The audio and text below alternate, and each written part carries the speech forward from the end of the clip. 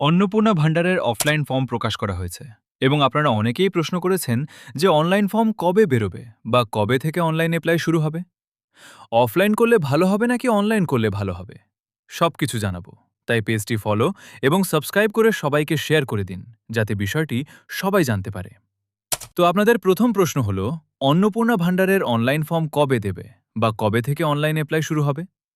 দেখুন, মুখ্যমন্ত্রী শুভেন্দু অধিকারী কয়েকদিন আগে সংবাদ মাধ্যমে জানিয়েছেন যে আগামী 1 তারিখ থেকে অনলাইন ফর্ম অ্যাপ্লাই শুরু হবে এবং 90 দিন পর্যন্ত এই প্রক্রিয়া চলবে।